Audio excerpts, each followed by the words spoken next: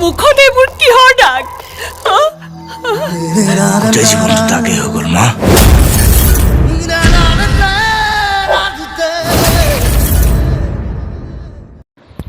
কাঞ্চনজংঘা জুবিনদাৰ সপোনৰ ছবিখন।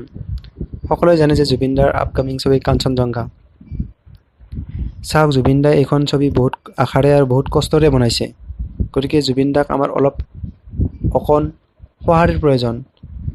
বহুত ভাল কাহিনীৰে পৰিপূৰ্ণ হয় ছবিখন। ছবিখনত জুবিনদাই মূল অভিনেতা হিচাপে কাম কৰিছে। তদুপৰি জুবিনদাই নিজে ডাইৰেক্ট কৰিছে। ইয়াৰ উপৰি জুবিনদাৰ ছিংগাৰ আৰু তদুপৰি জুবলি বা এজ এ ছিংগাৰ আছে। ছবিখন প্ৰায় 1 কোটি টকাৰে বনাইছে। গতিকে ছবিখন যাতে সকলোৱে চায়, তাৰ বাবে মই সকলোকে অনুৰোধ কৰিছোঁ। চাওক, এইখন এখন অসমীয়া ছবি। অসমীয়া ছবি জগতত ইমান ব্যয়বহুল বা ইমান টকাৰে ছবি নবনায়, কিন্তু জুবিনদাই বনাইছে। কিয়?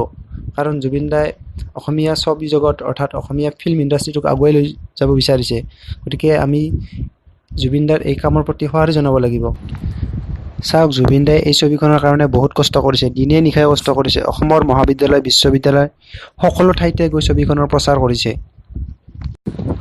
মোৰ মাত্ৰ এটাই অনুৰোধ যে যাতে প্ৰতিজন অসমীয়াই এবাৰ হ'লেও ছবিখন চায় আৰু অসমীয়া ছবি জগতখনক আগুৱাই লৈ যোৱাত সহায় কৰে।